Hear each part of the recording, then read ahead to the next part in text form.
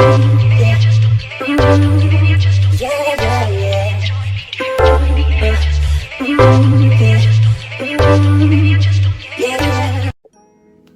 guys, welcome back to my channel. So as you can tell by the title, I'm going to be showing you guys how I do my makeup, and we are going to try to put on eyelashes.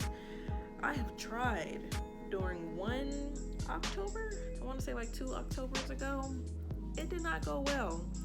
It attached, but then as soon as I lifted my finger, the eyelash came with it. So yeah, I'm gonna just tell you guys a few things that I have, a few things that I use. I use the Tarte concealer. I got this from Sephora, and it's in the shade medium tan. I got this black opal and rich caramel HP7.